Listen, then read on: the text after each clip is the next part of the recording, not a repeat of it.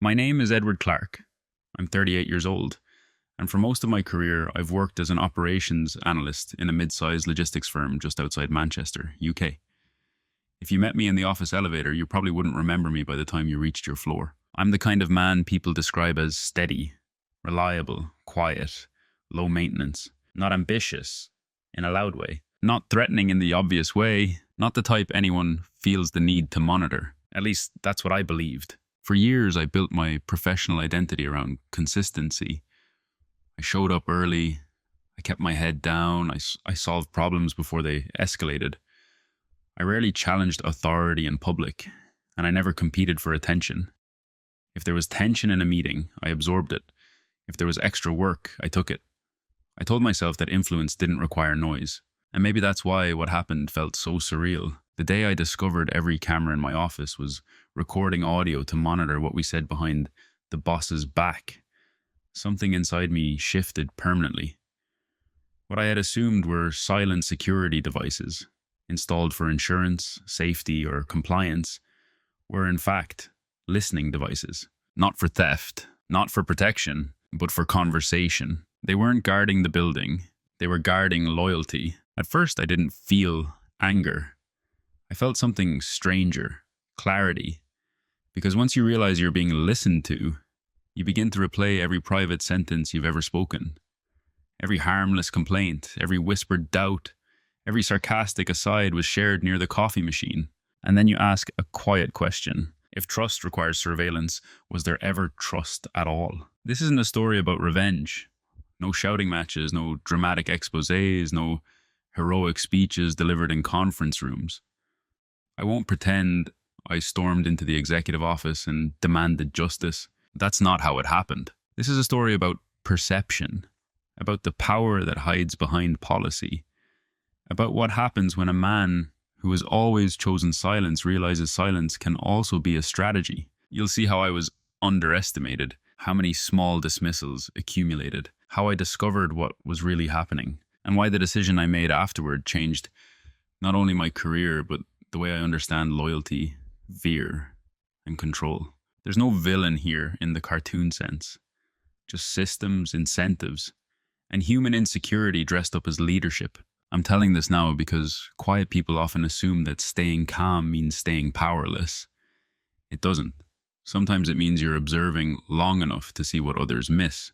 If you found out your workplace had been listening, not for safety, but for obedience, would you confront it, or would you choose something far more permanent? To them, I was predictable. That was the word I overheard once in the hallway. Predictable.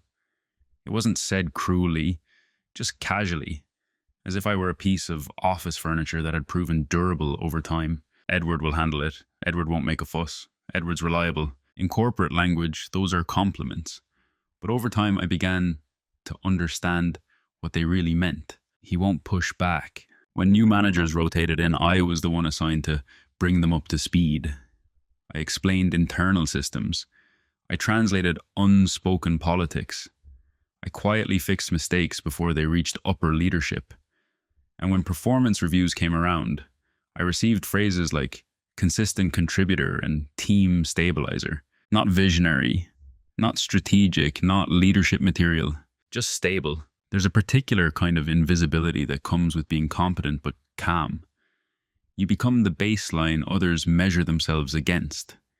You're the safe comparison, the one who won't compete for oxygen in the room. In meetings, louder voices carried. I waited until the noise settled before offering my thoughts. Often by then, decisions had already been shaped by confidence rather than logic. I would suggest small adjustments, risk mitigations, compliance clarifications, but rarely would I challenge direction outright. I told myself that influence could be subtle, but subtlety is often mistaken for agreement. Over time, I noticed something else. People spoke more freely around me than around others. Complaints about upper management, frustrations about unrealistic targets, speculation about restructuring. They assumed I was neutral ground, not threatening enough to report them, not ambitious enough to weaponize information. They trusted my silence, and I honored it. I wasn't naive. I understood workplace politics. I simply believed that maintaining dignity mattered more than winning arguments. I'd seen what happened to colleagues who openly challenged leadership. They weren't fired, but they were sidelined. Projects reassigned, invitations forgotten, career momentum quietly redirected. I valued stability. I valued my mortgage being paid on time. I valued professional respect, even if it wasn't flashy. So I became the man who absorbed tension. If someone snapped during a deadline crunch, I smoothed it over. If a directive didn't make sense, I implemented it anyway and quietly corrected downstream issues. If credit was redistributed upward, I let it go. I convinced myself that peace was power. But here's what I didn't understand yet. When you never resist, people begin to assume you never will. There were small moments, brief flickers, when I felt the imbalance. A joke at my expense during a quarterly review. A project I'd architected was described as a team effort without mention of my name. A decision was made about my department without asking for my input, despite my knowing the data better than anyone. Each time I dismissed it. Not worth the confrontation, not worth the friction. And perhaps that's the most dangerous lie quiet professionals tell themselves, that patience is always strength. In truth, patience without boundaries becomes permission. Still, I believed I understood the system. I believed the cameras mounted discreetly across our office were there for standard reasons. Insurance requirements, asset protection, safety compliance. I'd even referenced them once during a risk assessment presentation. We were well covered, I'd said. Visual monitoring meets regulatory standards. Visual. That word would come back to me later with unsettling clarity. If you had asked anyone in the office to describe me back then, they would have said, Edward's solid, Edward's safe, Edward doesn't cause problems. And they would have meant it as praise. What they didn't realize was that quiet observation isn't the absence, it's an accumulation. And I had been accumulating far more than they ever suspected. The first time something felt wrong, it didn't feel dramatic. It felt administrative. We had just completed a quarterly performance review cycle. I had led a complex systems optimization project. 3 months of process mapping, compliance checks, vendor negotiations, and data modeling. It reduced operational delays by nearly 11%. Not revolutionary, but measurable. Clean, documented. The kind of improvement executives appreciate when presented correctly. I didn't present it. My manager, Daniel, did. That wasn't unusual. Department heads often summarize team efforts. What caught my attention wasn't that he spoke about the project, it was how he framed it. This initiative came from leadership alignment discussions, he said in the boardroom.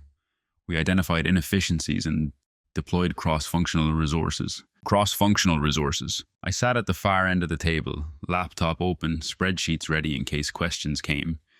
They didn't. The presentation moved smoothly. Nods around the room, a few polite congratulations. No hostility. No erasure so blatant it could be challenged. Just repositioning. Afterward, one of the directors clapped Daniel on the shoulder. Strong strategic thinking, she said. Strategic. That word lingered. Later that afternoon, Daniel stopped by my desk. He smiled in the way managers do when they believe they're being generous. Great work on the back-end modeling, Edward. Couldn't have done it without you. Back-end. A subtle demotion from architect to assistant. I nodded. Glad it helped. And that should have been the end of it. Offices operate on credit redistribution all the time. It's almost structural.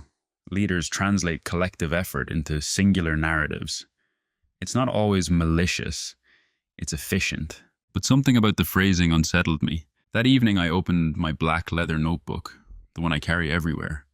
I dated the page and wrote a short summary of the meeting. Not emotional, just factual. Project X, 11% delay reduction. Presented by D. Framed as a leadership initiative, no attribution. I wasn't plotting. I wasn't angry. I simply had a habit of documenting patterns. The second small cut came 2 weeks later. During a compliance audit preparation meeting, I raised a minor concern about vendor contract language. It was a routine risk mitigation suggestion, clarifying clauses around data retention. Boring, necessary. Daniel interrupted mid-sentence. Let's not overcomplicate it, Edward. We need agility here. Agility. The room moved on. My point was neither rejected nor explored, just bypassed. After the meeting, one of my colleagues leaned over and whispered, "You always think 5 steps ahead.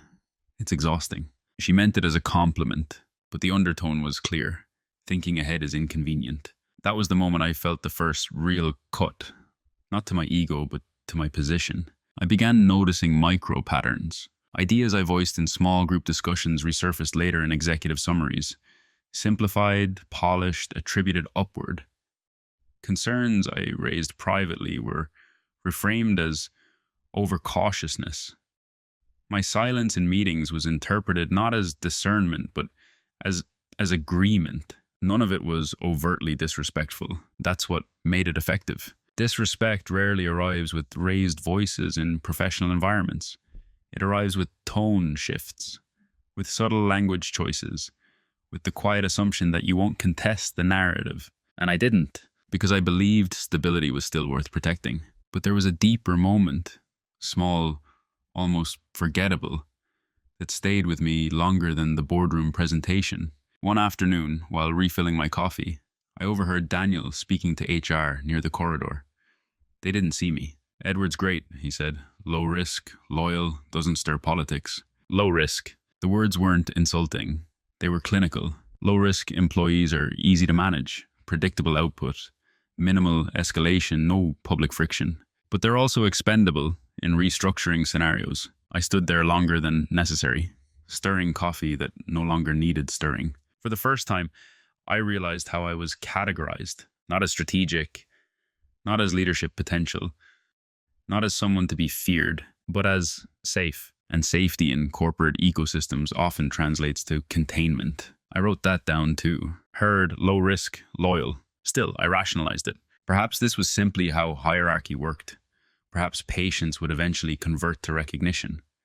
Perhaps visibility required time. What I didn't yet understand was that small cuts don't weaken you immediately. They map the perimeter of how far others believe they can go. And once that perimeter is established, expansion becomes gradual and normalized. That was the first cut.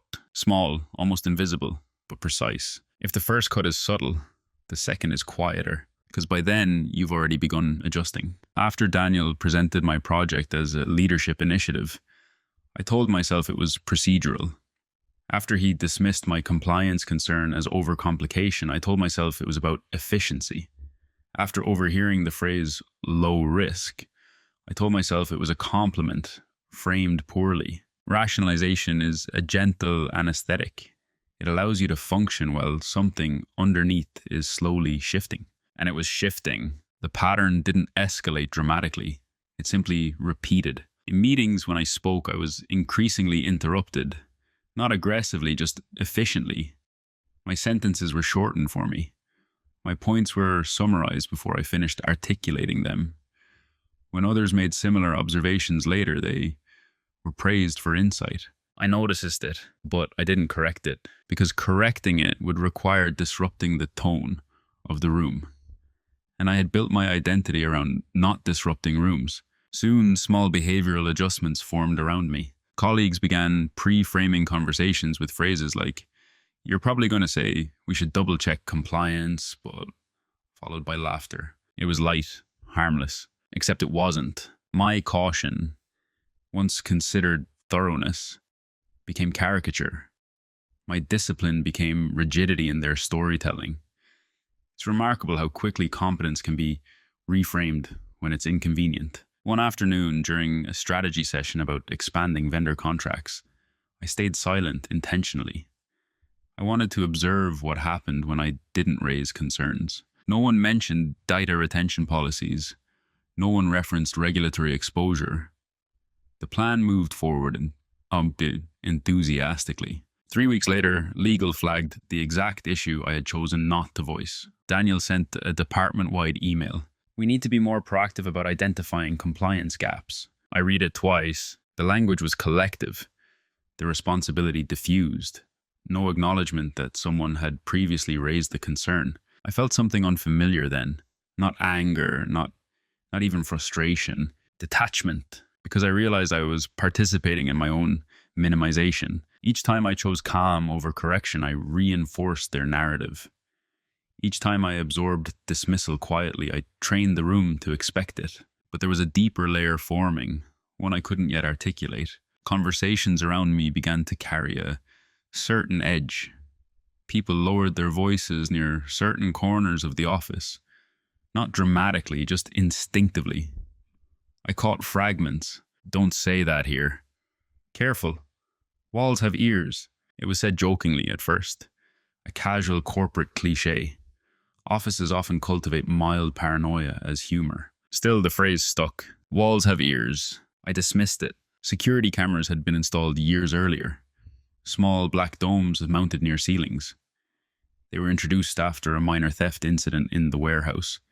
Standard procedure, risk mitigation. I had even participated in reviewing the installation budget. They were visual only. That's what the compliance documentation stated. Visual monitoring. But the atmosphere in the office had shifted subtly over the months. Casual criticism of leadership grew quieter. Sarcasm was redirected to messaging apps instead of hallway conversations. Even in the break room, people leaned slightly closer before speaking. I told myself this was cultural drift. Companies evolve. Trust ebbs and flows. Yet something about the precision of behavioral change unsettled me. Meanwhile, my own role solidified further. When junior analysts joined, Daniel introduced me as the backbone of operations. Reliable, structured, detail-focused. Backbone. Backbones support bodies. They don't direct them. Performance reviews reflected the same theme. Excellent contributor. Highly dependable. Not always vocal in strategic forums. Not always vocal. As if silence were a flaw rather than a choice. I began to experiment internally. I measured how often I was interrupted. I tracked how frequently my suggestions were reframed by others. It wasn't an obsession. It was pattern recognition. The same skill that made me effective with systems began to apply itself to social dynamics. And patterns were clear. When I spoke softly, the interruption probability increased. When I deferred, credit shifted upward. When I withheld input, consequences surfaced, but accountability remained diffuse. The system rewarded confidence, not caution. Visibility, not precision. And yet, something else was happening beneath all of this. A quiet tightening in the office climate. People stopped making certain jokes entirely. Conversations near the central corridor felt shorter. Meetings that used to include informal venting became sterile. It wasn't fear exactly. It was a calculation. And that's when I started wondering, what if the normalization wasn't just about me? What if something larger was conditioning behavior? The small cuts I experienced personally began to feel less individual and more structural. My invisibility wasn't accidental, it was convenient. My predictability wasn't just personality, it was containment. And containment only matters if someone believes unpredictability is dangerous. I didn't yet have proof of anything, just a growing sense that the silence in that building was no longer neutral. It was curated, and I was about to learn why. There's a moment in every organization when you realize you're not just employed, you're cast. Not hired, cast. And once you see the role, you can't unsee it. Mine became clear during a restructuring meeting late on a Thursday afternoon. Budget reallocations, departmental realignment. The kind of conversation that quietly determines whose influence expands and whose contracts. Daniel stood at the front, outlining new reporting lines. When he reached my name, he smiled slightly. Edward will continue ensuring operational stability across transitions. Ensuring stability. It sounded important. It wasn't. It meant absorbing the workload while others repositioned. It meant continuity without visibility. It meant keeping systems functional while strategic credit flowed elsewhere. After the meeting, a colleague joked, "You're the company's shock absorber." Everyone laughed. I did too. Shock absorbers take the impact, so the vehicle doesn't feel the bump. They're essential. They're also invisible. That evening, I didn't open my notebook immediately. I sat in my car longer than usual, engine off, hands resting on the steering wheel. I wasn't angry. I was recognizing something. They had assigned me a role long before I consciously agreed to it. The reliable one. The non-threatening one. The man who will endure. And I had performed it flawlessly. Reliability became an expectation. Expectation became entitlement. Entitlement became quiet dismissal. When you consistently deliver without demanding acknowledgement, people begin to believe acknowledgement is unnecessary. The shift wasn't dramatic, it was cumulative. In meetings, Daniel increasingly deferred high-visibility presentations to newer managers. Fresh perspective, he'd say. I was tasked with preparing the analytics behind the scenes. In performance discussions, I was told I was integral to operational health, but not aggressively pursuing leadership pathways. Aggressively, an interesting choice of words. Leadership in that building seemed to require assertiveness bordering on dominance, self-promotion framed as vision, quick answers over careful ones. I had never played that game, not because I couldn't, but because I believed substance would eventually speak. It took me years to realize that substance whispers unless someone amplifies it. One particular afternoon crystallized the assignment. We were reviewing expansion plans. I had run multiple risk simulations showing moderate exposure if vendor onboarding accelerated without compliance updates.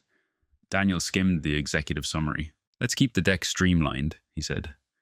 "We don't want to overwhelm leadership with worst-case thinking." Worst-case thinking. That was how prudence was rebranded. I nodded, adjusted the slides, removed 3 cautionary graphs. Later, when issues inevitably surfaced, the narrative would frame them as unforeseen complexities, and I would correct them quietly, because that was my function. But beneath that compliance, something in me was recalibrating. Not resentment, assessment. I began observing how roles were reinforced socially.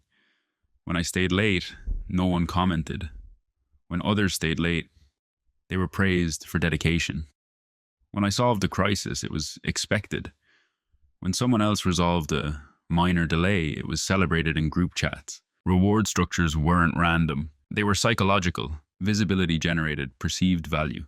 Calm competence generated comfort. Comfort is useful, but it doesn't inspire caution. And here's the truth I hadn't admitted to myself yet. They weren't worried about disappointing me. They were worried about disappointing louder personalities. Fear, I realized, was unevenly distributed. One evening, as I walked past the central corridor, I noticed 2 colleagues lowering their voices mid-sentence. They glanced briefly toward one of the ceiling cameras. Again, that subtle glance. Again, that calculation. I slowed my pace slightly. Why were people still reacting to cameras that had been there for years? Unless something about them had changed. I dismissed the thought immediately. Speculation without evidence wasn't my style. Still, I began reviewing internal documentation more carefully.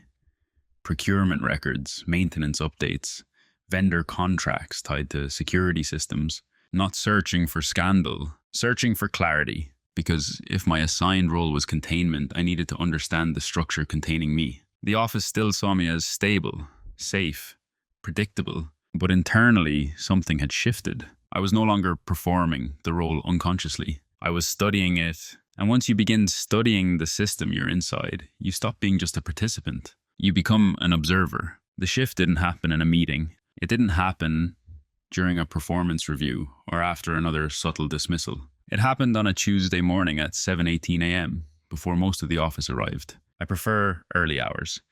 The building feels honest when it's empty. No curated energy, no strategic smiles, just the hum of fluorescent lights and the faint vibration of servers in the adjacent IT room. I was reviewing procurement logs, not because I suspected anything dramatic, but because a routine compliance check required updated vendor documentation. Security infrastructure vendors were on the list. The company that had installed our camera system years earlier had recently submitted an amendment. That caught my attention. Amendments usually signal upgrades. I opened the file. At first glance, it was standard technical language. Firmware updates, storage expansion, maintenance cycles. Then a line item pulled my focus. Audio capture module activation, remote configuration. I reread it. Audio capture module, activation, remote configuration. My initial reaction wasn't shock, it was confusion. Because I distinctly remembered the original installation contract specifying visual monitoring only. Audio recording carries different regulatory implications in the UK, especially in workplace environments. I scrolled further. There it was again, buried under technical specifications. Integrated microphone arrays enabled under revised security directive. Enabled, not installed. Enabled, meaning the hardware had likely been there from the beginning. Just dormant. I leaned back slowly. The building was still quiet. The cameras, small, black, dome-shaped, hung in their usual positions. Unremarkable. passive. Except they weren't passive. I checked the date of the amendment 6 months ago. 6 months. That aligned almost precisely with when the atmosphere in the office began tightening. When jokes softened, when people lowered their voices in the corridors. Walls have ears. My heartbeat didn't spike. My breathing didn't change. Instead, a strange calm settled over me. The kind that comes when fragmented observations suddenly assemble into coherence. The subtle behavioral shift. The increased sterility in meetings. The careful phrasing around leadership. It wasn't paranoia. It was an adaptation. I opened the internal approval record.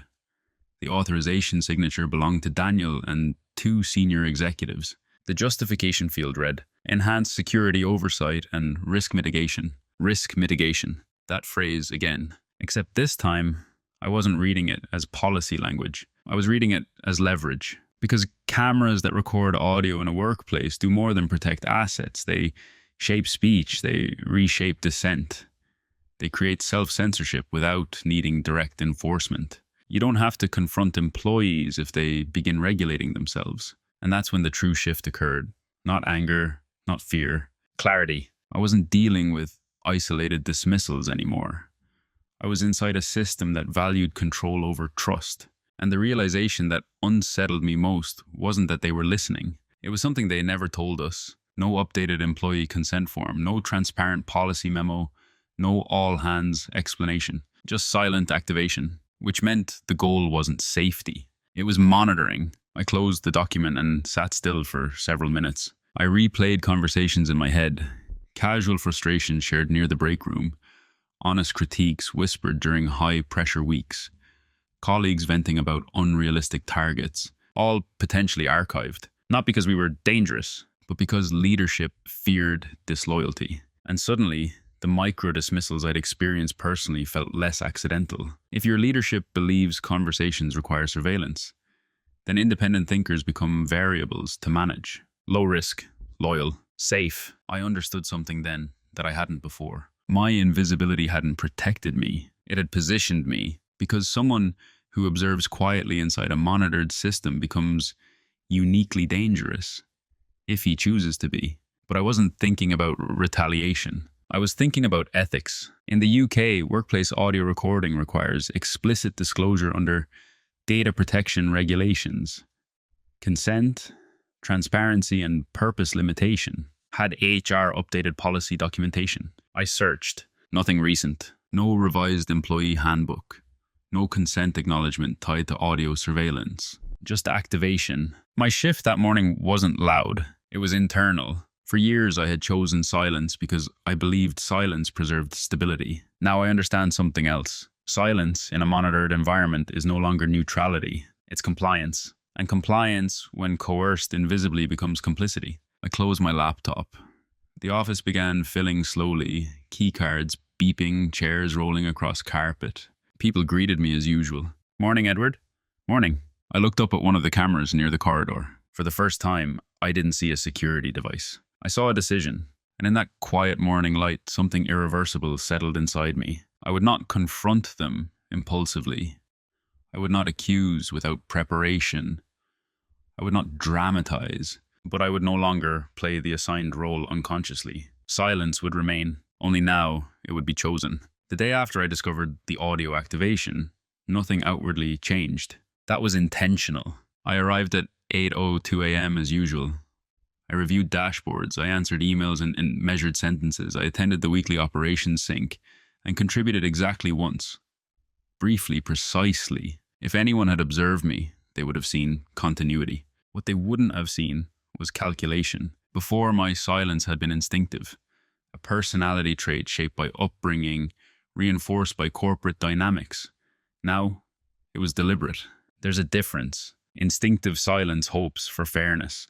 Deliberate silence studies leverage. I began testing behavioral adjustments in small ways. Near the central corridor, where 2 cameras overlapped, I stopped engaging in even mild, informal commentary. If someone tried to vent, I gently redirected the conversation to neutral topics. Let's grab coffee outside, I'd say casually. At first, colleagues seemed puzzled.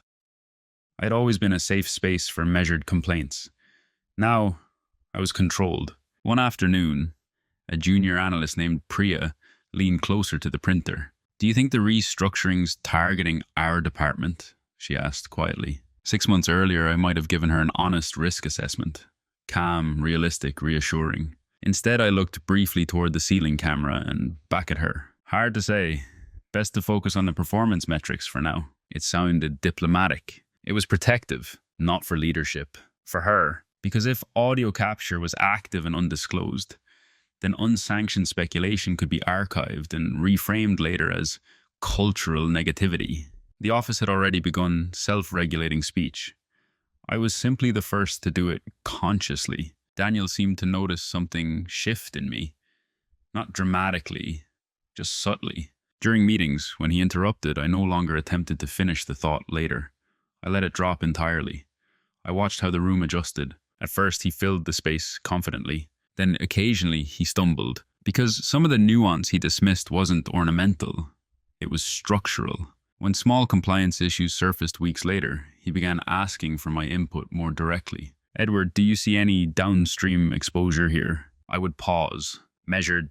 "Yes, there's a moderate risk in vendor clause 4B. I'll document it. No elaboration unless requested." Precision without generosity. Silence, I learned, unsettles people when they're accustomed to your cushioning. The more I withdrew from informal emotional labor, smoothing tensions, mediating subtle conflicts, the more friction surfaced between others. I hadn't realized how much invisible stabilization I'd been providing. Shock absorbers removed revealed the road. But the most important shift wasn't social. It was a documentary. I began building a parallel record. Not secret recordings. Not dramatic evidence collection. Just documentation. Dates of policy changes. Copies of procurement amendments. Archived versions of employee handbooks before and after security updates. Email threads referencing oversight enhancements. I stored everything methodically. Because if audio monitoring had been activated without proper disclosure, that wasn't just ethically questionable. It was legally fragile. And fragile systems rely on silence. Meanwhile, something else happened. Unexpected but telling. The tone of hallway conversations continued to shrink. Employees increasingly took sensitive discussions outside, literally stepping onto the pavement for fresh air chats. Leadership interpreted this as improved professionalism. I saw it differently. It was behavioral compression. When people believe they're being listened to, creativity narrows. Humor dims. Candor evaporates. Productivity may appear stable, but trust erodes quietly. One afternoon, Daniel called me into his office. "I've noticed you've been reserved lately," he said carefully. "Everything all right?" His tone wasn't accusatory, it was probing. I held his gaze evenly, just focusing on the deliverables. He studied me for a second longer than usual. "You're still aligned, yes?" Aligned. Interesting word. "Aligned with documented policy and operational goals," I replied. The phrasing was intentional. He smiled faintly. "Good." I left his office certain of one thing. He didn't know that I knew, and that asymmetry mattered. For years, I had been categorized as low risk because my behavior was transparent and predictable. Now my internal landscape had shifted while my external behavior remained constant. That creates cognitive dissonance in observers. You can't manage what you can't read. Silence, when it becomes strategic, removes feedback loops. Others begin projecting assumptions into the void. Was I disengaged?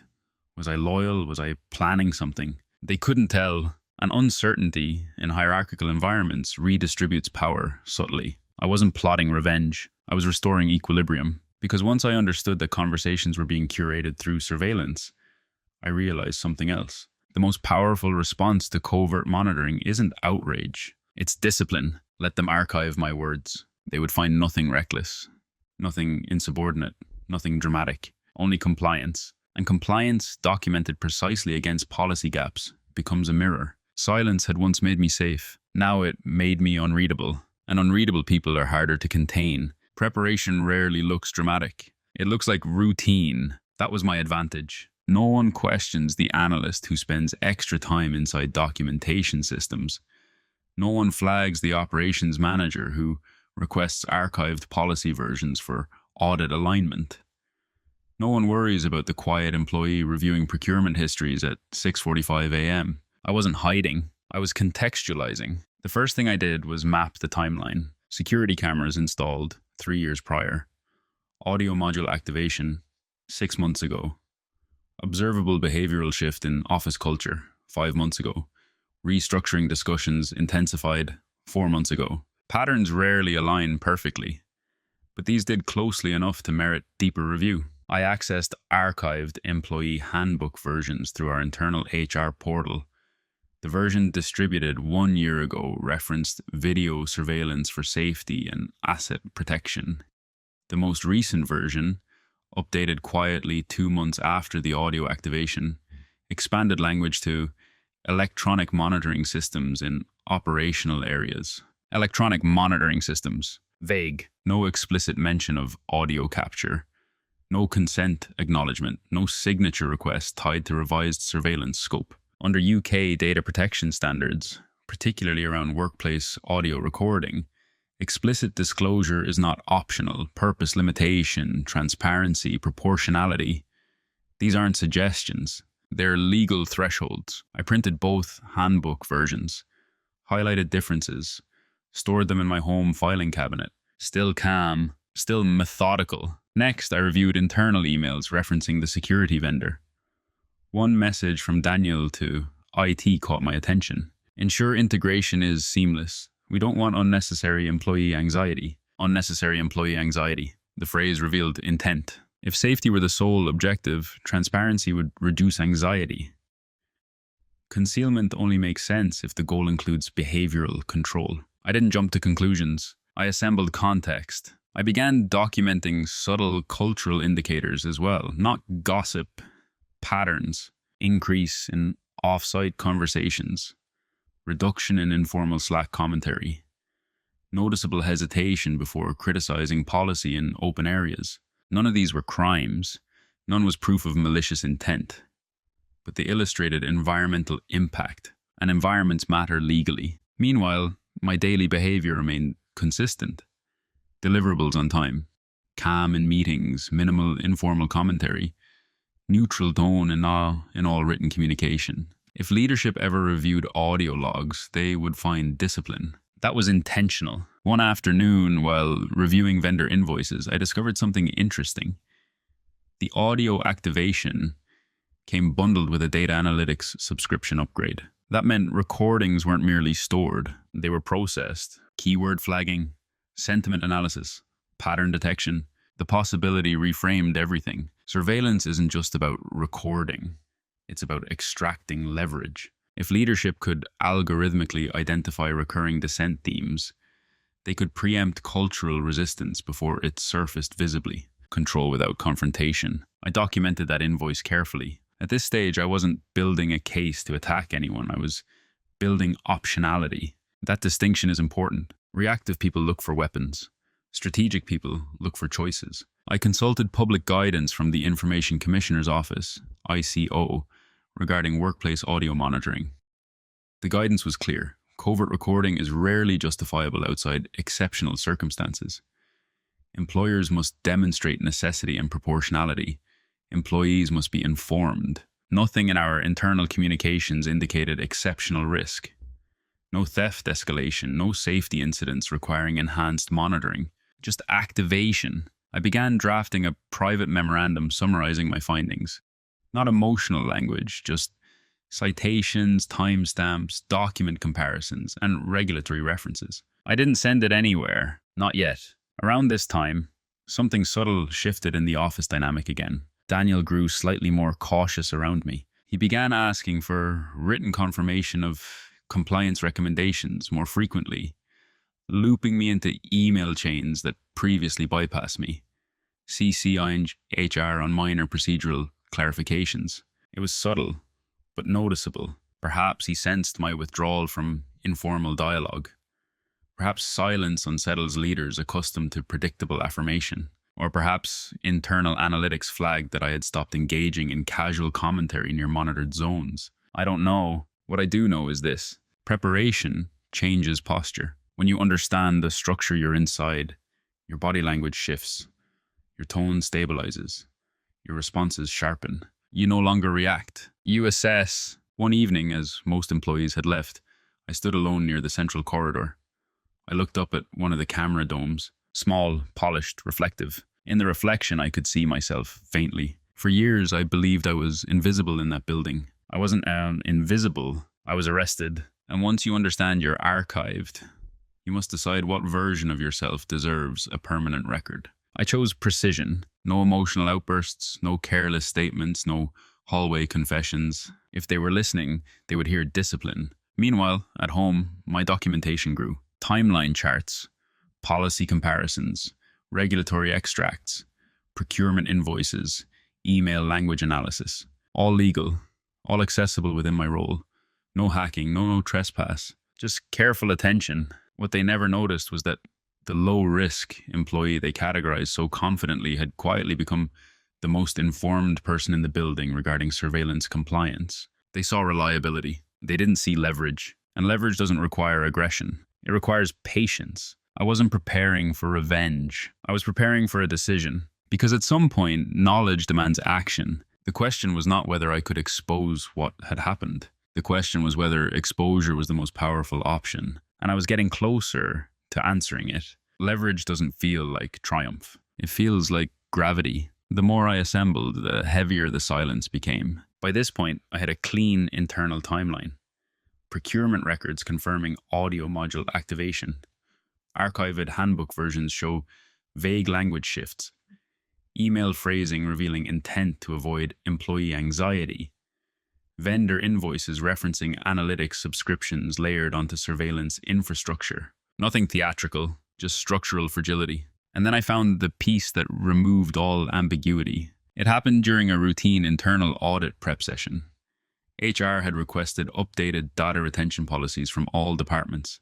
I reviewed the centralized retention matrix to confirm compliance periods. Under security systems, there was a new subcategory added quietly. Audio data, retention period, 180 days, reviewable. Audio data, not potential audio, not optional audio, categorized audio. I clicked deeper into the policy reference link. The documentation referenced continuous environmental capture within designated operational zones. Continuous. Environmental. Capture. I sat back slowly. There it was. The language wasn't defensive, it wasn't cautious, it was procedural. Written as if audio recording were an established operational norm, which meant this wasn't a temporary experiment. It was embedded, and still, no explicit employee consent update, no formal disclosure memo, no acknowledgement in company-wide communication channels, just quiet implementation. That was the private reveal. Not that they were listening, but they believed they were entitled to listen without informing us. That belief changes everything. Because once leadership crosses from protection into control without transparency, the moral equation shifts. I didn't celebrate the discovery. There was no surge of vindication, no internal, I knew it. There was only clarity. I opened my notebook and wrote a single sentence. Control without disclosure is fear disguised as policy. Then I closed it. That evening, I reviewed everything again. Not as an employee, but as a regulator might. Necessity test. Was continuous audio monitoring required to mitigate a defined threat? No documented incident supported that scale. Proportionality test. Were less intrusive alternatives considered? No documentation referenced risk assessment balancing privacy impact. Transparency requirement. Were employees clearly informed of audio capture? No direct communication? No signed acknowledgement? The gap was not small. It was structural. And structural gaps don't require emotional confrontation. They require exposure to the right audience. That realization introduced the decision space. I could confront Daniel privately, escalate internally to HR compliance channels, file a confidential inquiry with the Information Commissioner's Office, ICO, do nothing and protect my stability. Each option carried cost. Confrontation would alert leadership and allow narrative reframing. Internal escalation might be absorbed quietly.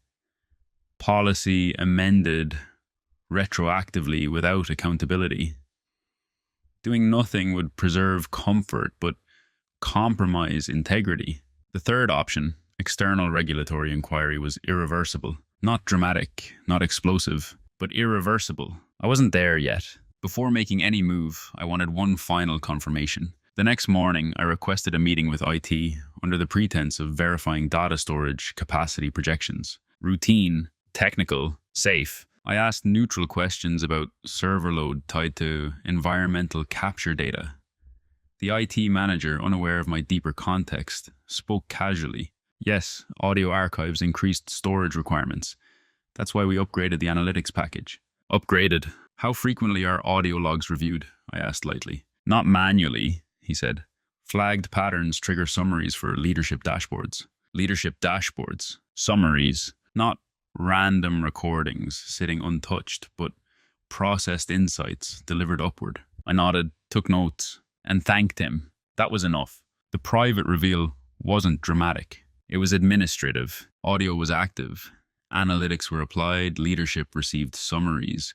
Employees were not explicitly informed. Control, not safety. I left the IT office feeling something I hadn't felt in months. Alignment, not with leadership, with myself. For years I had rationalized small dismissals, normalized subtle minimization, absorbed structural disrespect because stability felt safer than friction. But this was different. This wasn't about ego. It was about trust. And trust, once breached silently, demands response.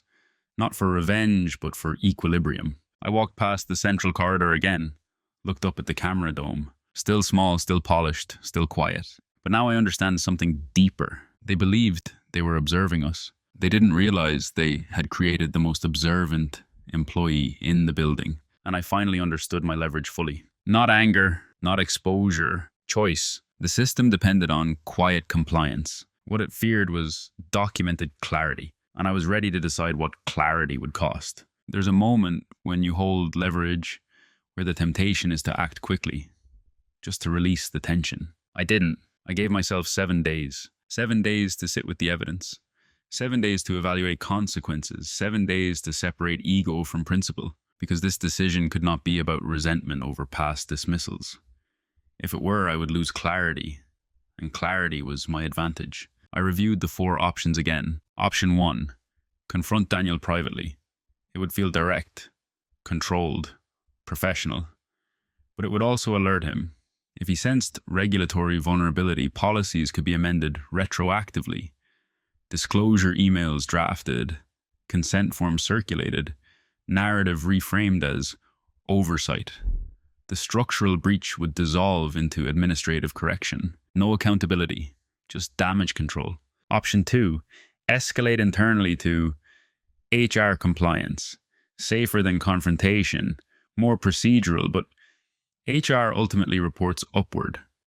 If leadership authorized audio activation, internal escalation would likely be redirected quietly. The company would protect itself. Option 3, file a confidential inquiry with the Information Commissioner's Office. ICO. External, neutral, independent, irreversible. Not explosive, but irreversible. Regulators don't shout, they audit. And audits reshape power silently. Option 4, do nothing, maintain my position, preserve salary, continue documenting privately, allow the system to operate. This option disturbed me most, because once you recognize structural ethical risk and choose silence for comfort, you internalize that compromise. And I had spent years telling myself I stayed quiet for stability, not for fear. I walked through the office that week with measured awareness. Colleagues whispered near the corridor, stepping instinctively away from ceiling domes. Daniel spoke confidently in meetings about cultural alignment. Leadership emails referenced strengthened oversight mechanisms without detail. No one knew. That asymmetry felt heavy. One afternoon, Priya approached me again. "Do you ever feel like something's changed here?" she asked quietly. I held her gaze. "Yes," I said. She waited for more. I didn't give it, because once I chose a path, I wanted it clean. No pre-discussions, no informal coalitions, no dramatic build-up. This wasn't about rallying employees. It was about principle. On the 6th evening, I sat at my kitchen table with all the documentation spread in structured order. Timeline, policy comparisons, vendor invoices, ET confirmation notes, regulatory guidance extracts. I read everything one last time, not as Edward the employee, but as Edward the citizen. Would I want this normalized in any workplace? Would I accept undisclosed audio capture as standard corporate practice? Would I respect myself if I ignored it? The answers came without emotional surge. No, no, no. The decision crystallized quietly. I would not confront. I would not warn. I would not dramatize. I would file a confidential regulatory inquiry. Not an accusation, an inquiry. Regulatory language is precise. You don't claim wrongdoing. You present evidence and request an assessment. The following morning, before work, I drafted the submission through the ICO's secure reporting portal. I included procurement amendment indicating audio activation, retention policy referencing continuous environmental capture, absence of explicit employee disclosure documentation, analytics subscription tied to surveillance system. No emotional commentary, no speculation about motive, just documentation. Before pressing submit, I paused. Not from fear, but from finality. Once filed, the process would move independently. Audits could be triggered, information requests issued.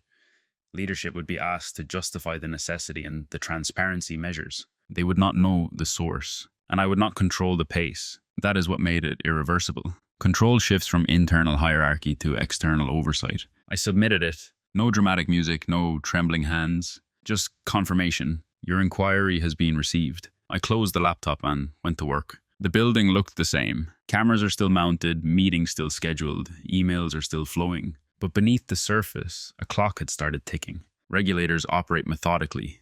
Weeks, sometimes months. I returned to my desk and resumed normal operations. Daniel passed by later that morning. "Everything aligned?" he asked casually. "Aligned," I replied. And I meant this, because for the first time in years, my silence and my values were synchronized. The decision wasn't loud. It didn't require confrontation, but it changed the trajectory of everything that followed. And they had no idea. After the submission, the most difficult part wasn't fear. It was patience. Regulatory systems don't move with cinematic urgency. They move with documentation requests, formal letters, and procedural timelines. Weeks pass without visible change, and in those weeks, the instinct to second-guess yourself grows quietly. I didn't, because I had already separated ego from action. My behavior at work became even more precise. Emails were structured, meetings were concise, recommendations were documented in writing. If leadership dashboards were summarizing sentiment from audio analytics, they would find consistency. No sarcasm, no venting, no speculation. Just disciplined professionalism. That discipline had an interesting side effect. People began coming to me less for emotional reassurance and more for clarity. When Priya asked about restructuring again, I responded with metrics. When a colleague complained about unrealistic targets, I redirected to performance levers. It wasn't coldness, it was insulation. Meanwhile, I quietly initiated something else, entirely legal and entirely unnoticed. I updated my CV, not impulsively, not dramatically. I documented measurable achievements that I had previously allowed to be described vaguely. The 11% delay reduction, compliance interventions, vendor optimization metrics, risk mitigation modeling. For years, I had allowed my contributions to be summarized upward. Now I summarize them myself. I also began reconnecting with former colleagues in other firms. Casual conversations over coffee. No complaints about my current employer. Just professional dialogue. Optionality expands confidence. Confidence stabilizes silence. 3 weeks after filing the inquiry, the first ripple appeared. An email from executive leadership. Upcoming compliance review of electronic monitoring systems. IT and HR will coordinate documentation requests. Neutral tone.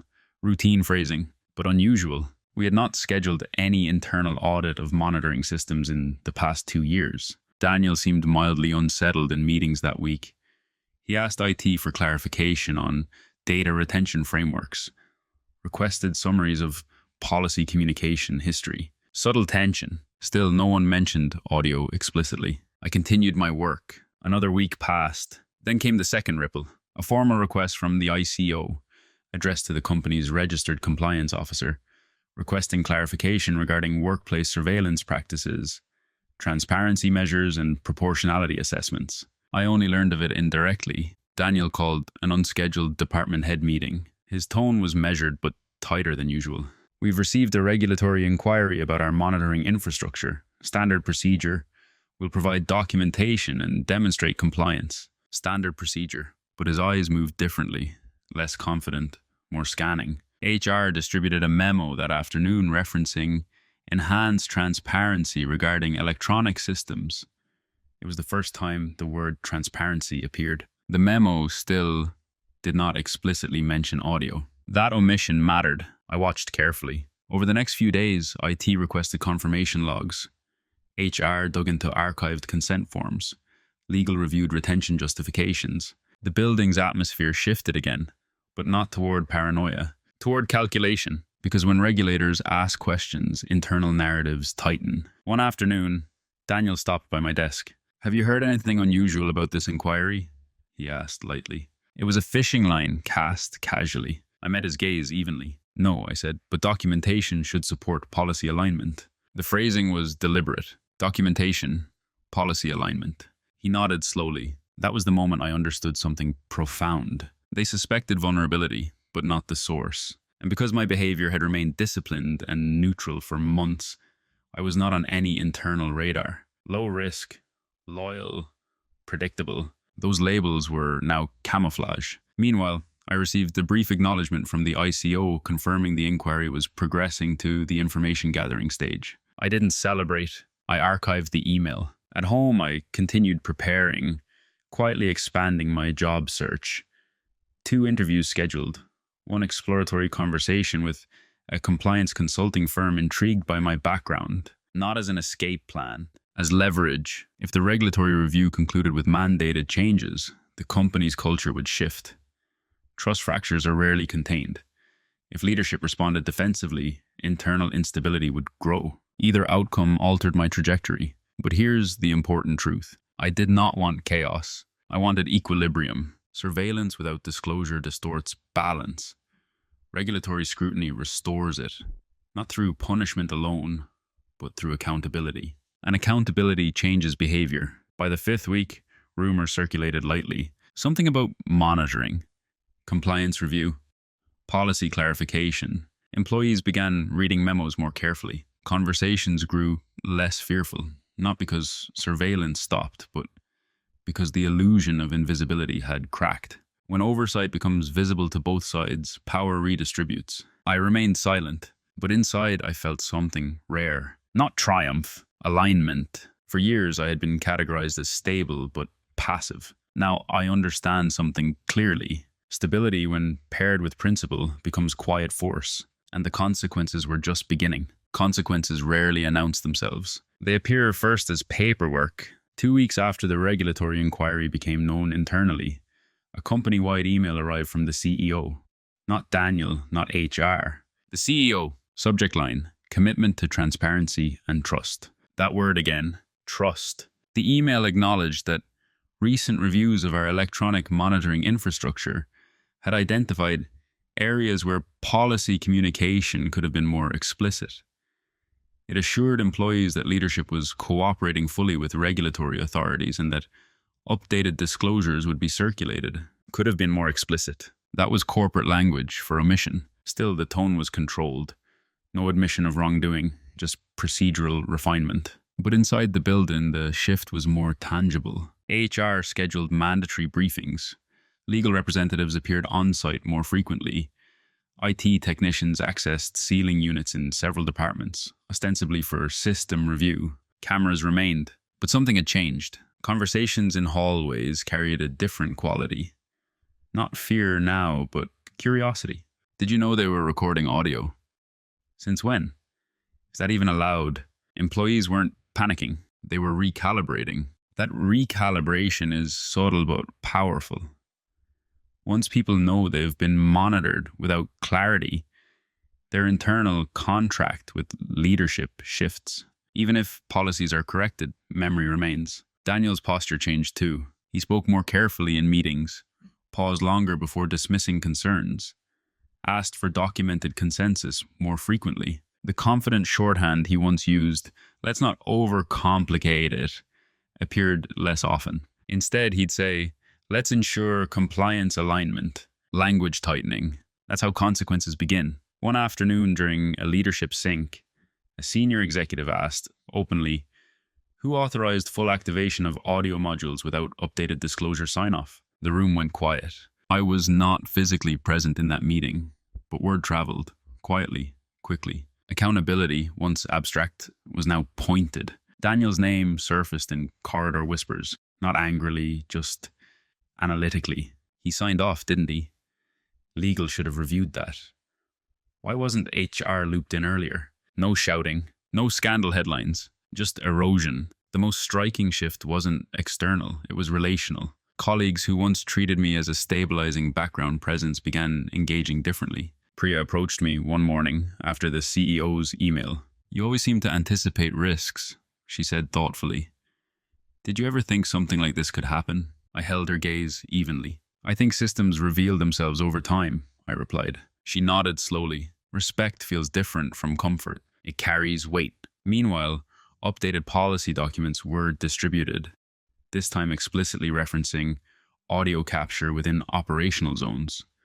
Employees were asked to acknowledge receipt and consent digitally. Consent after activation, technically corrective, psychologically late. During the mandatory briefing, legal representatives explained that the audio feature was implemented to enhance safety oversight and protect company assets. No mention of sentiment analytics.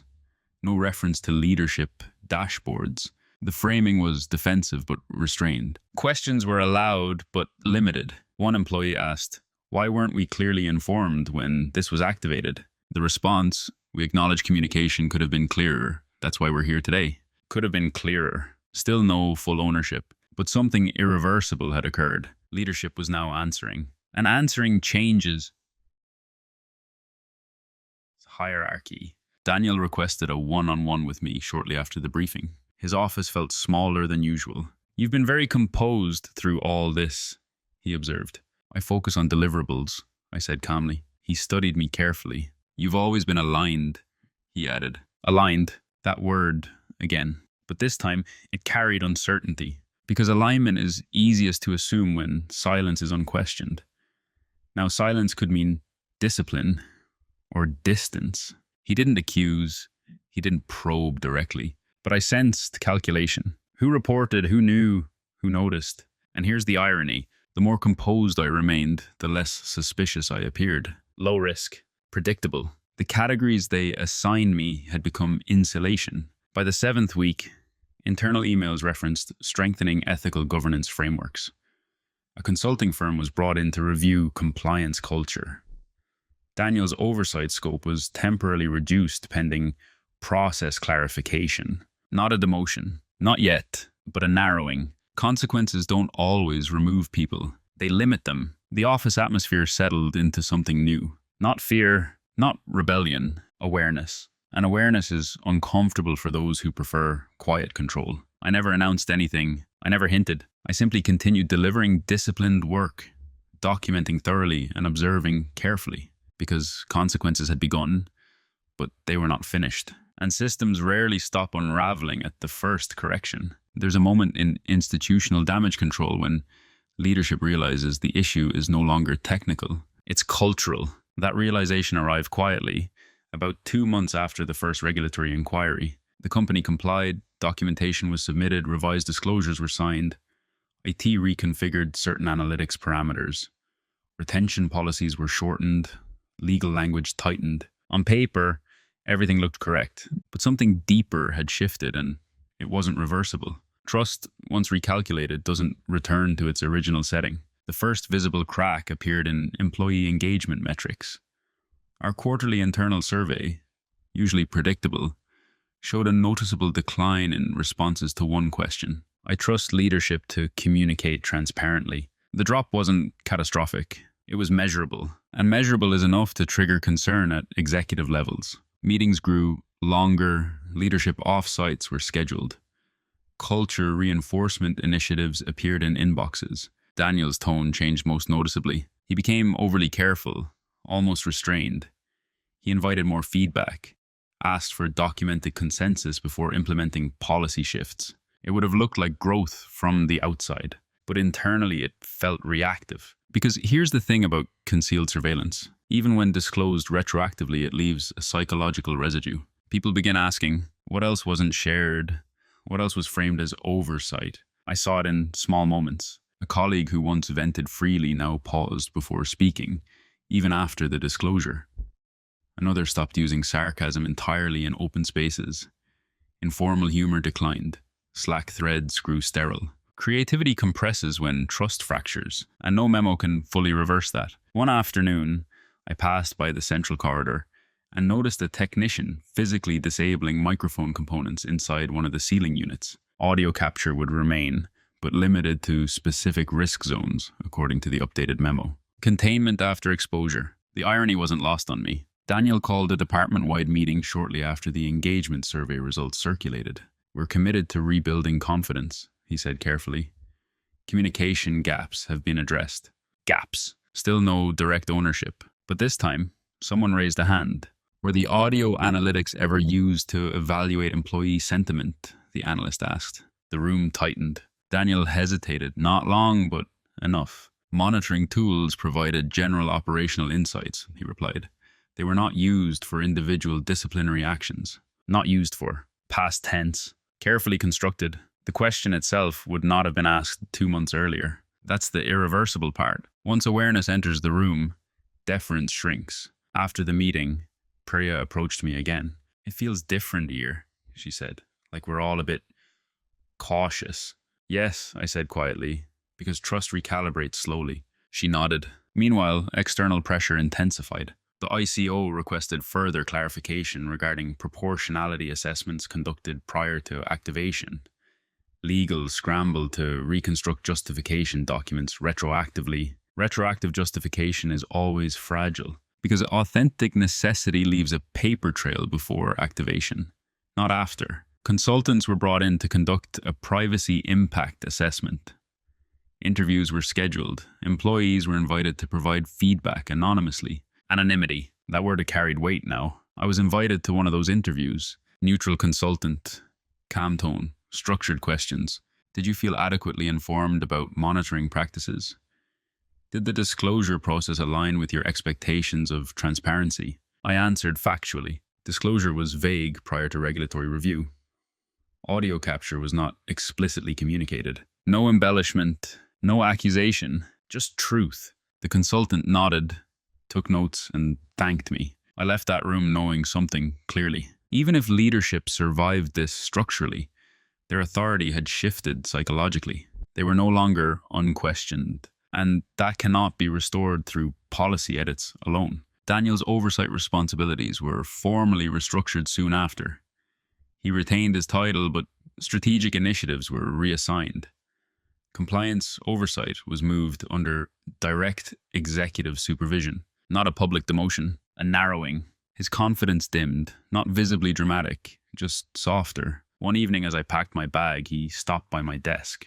I've been reflecting a lot lately, he said. I looked up calmly. Reflection's useful, I replied. He nodded. We all have blind spots. That was the closest he came to acknowledgement. Not an apology, not an admission, but recognition. And in that moment, I understood something important. It was too late to fix what had been broken, not because policies couldn't change, but because perception had. Employees now evaluate leadership through a different lens, and I evaluated myself through a different one, too. For years, I had believed endurance was strength. Now I understand that alignment with principle is stronger. The system was stabilizing again, but not to its previous shape, and I could feel my place within it changing as well. The confrontation, when it came, wasn't scheduled as one. It arrived disguised as a routine performance review. Daniel closed the glass door of his office gently. No tension in the gesture, just deliberation. I wanted to talk beyond metrics today, he began. That alone told me enough. For years, our reviews had been data-driven. Deliverables, efficiency, compliance, accuracy. Now, it was something else. You've always been steady, he said. Reliable, thoughtful. But lately, you've felt different. Different. I waited. More contained, he added. I allowed a small pause. I've always been contained, I replied calmly. He studied me carefully, searching for a tone that wasn't there. Did you know anything about the regulatory inquiry before it surfaced? He asked finally. Direct, but measured. This was the closest he would come to an accusation. I knew the policies would need to withstand scrutiny, I said evenly. Any monitoring system does. It was true. Not a lie, not a confession. His jaw tightened slightly, not in anger, but in calculation. You've always understood compliance deeply, he said. Sometimes more deeply than I did. That was acknowledgement, subtle, reluctant. I held his gaze. Compliance isn't just protection for the company, I said. It's protection for leadership too. The room went still, not confrontational, just clear. He exhaled slowly. I believed we were acting in the company's best interest, he said. I don't doubt that, I replied. And I meant it. This wasn't about villainy. It was about fear, dressed as oversight. Silence lingered between us. Then he asked the question that mattered most. Do you still see a future here? There it was. Not about the inquiry, not about policy, about loyalty. For years, my loyalty had been assumed because my silence was predictable. Now it was uncertain. I see a future wherever alignment exists, I said carefully. Alignment with what? He pressed. Transparency, I answered. And trust. No accusation, no raised voice. Just a principle. He leaned back, absorbing that. I misjudged how this would be perceived, he admitted quietly. Perceived. Still cautious language, but closer to the truth. I think many leaders underestimate how perception shapes culture, I replied. He nodded slowly. You've changed, he said. I've clarified, I corrected gently. That was the turning point. For the first time, he wasn't speaking to the low-risk employee. He was speaking to someone he couldn't fully read. And unreadable people command caution. There was no dramatic ending to that conversation. No confession, no apology, just an understanding. He realized I was no longer simply stabilizing the system. I was evaluating it. As I stood to leave, he said one last thing. You never raised your voice through any of this. I didn't need to, I replied. And that was the truth. Power doesn't always require volume. Sometimes it requires restraint. When I stepped back into the corridor, I looked up briefly at one of the cameras. Still there, still silent, but no longer omnipotent, because the illusion of invisible control had been replaced with visible accountability. The confrontation had no heat, no humiliation, no revenge, just recalibration. Daniel no longer saw me as background stability. He saw me as the principle embodied quietly. And that changes how someone speaks to you from that day forward. I no longer work in that building. That part wasn't dramatic either. 3 months after the regulatory review concluded, with mandated policy adjustments and formal reprimands issued quietly at executive levels, I accepted an offer from a compliance consulting firm. The irony isn't lost on me. For years, I operated behind the scenes, protecting systems from failure. Now I advise organizations on preventing the kind of oversight that nearly destabilized my former employer. I didn't leave in anger. I left in clarity. Daniel and I had one final conversation before my departure. He wished me well. There was no tension, no passive aggression, just mutual understanding that the environment had shifted too significantly for either of us to return to the version we once inhabited. He had learned caution. I had learned an alignment. The company stabilized eventually. Publicly, nothing scandalous emerged. There were no headlines, no dramatic collapses, just quieter leadership, more documented transparency, and an unspoken understanding among employees that awareness had increased. As for me, what changed wasn't my personality. I'm still quiet, still measured, still deliberate in speech, but the difference is internal. Before, my silence was defensive, a habit formed from childhood, growing up in a loud household where speaking too quickly invited correction.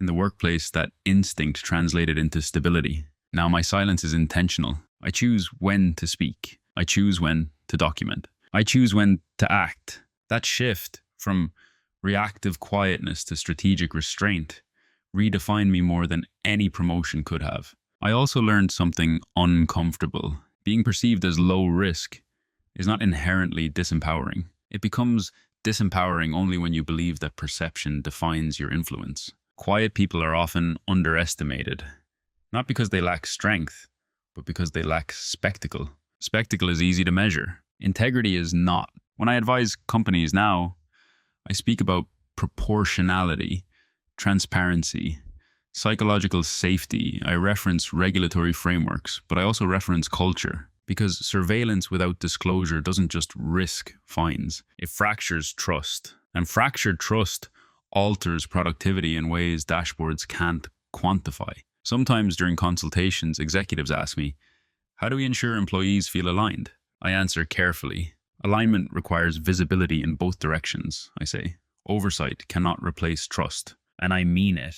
Looking back, I don't regret how I handled it. I didn't expose for applause. I didn't confront for ego. I didn't stay silent for comfort. I chose a path that matched my values, even if no one knew it was me. That anonymity matters, because this story isn't about winning. It's about equilibrium. I was once categorized as predictable, stable, low risk. Now I understand something deeper. Predictability can be discipline. Stability can be leveraged. Silence can be a strategy. The cameras in that office still exist, I assume, though governed differently now. But what truly changed wasn't the hardware. It was awareness. Theirs and mine. I'm still Edward, still calm, still measured, but no longer invisible. Not to myself. When people hear this story, they often expect a dramatic ending. A public exposure, a firing, a courtroom confrontation. There was none. No one was escorted out in disgrace. No scandal splashed across headlines. No triumphant speech delivered in a conference room. Just documentation, oversight, correction. And that's the part most people underestimate. Quiet actions, when aligned with principle, don't explode. They realign. For years, I believed strength meant endurance. That if I stayed calm long enough, stability would reward itself. But what I learned is more nuanced than that. Endurance without boundaries becomes permission. Silence without intention becomes compliance. But silence chosen with clarity, that becomes power. The day I discovered every camera in my office was recording audio to monitor what we said behind the boss's back, I didn't feel rage. I felt awareness. What I thought were silent security cameras turned out to be listening devices, installed not for safety, but to control conversations, loyalty, and fear. And fear, when embedded quietly into systems, doesn't create respect. It creates distance. Leadership often believes control ensures alignment. If conversations are monitored, culture will remain stable. But real alignment doesn't come from surveillance. It comes from transparency. If you have to listen secretly to measure loyalty, loyalty was never there to begin with. What changed me wasn't the cameras. It was the realization that I had been minimizing myself long before the surveillance began. I allowed small dismissals to pass. I accepted invisibility as professionalism. I was confused being non-threatening and being secure.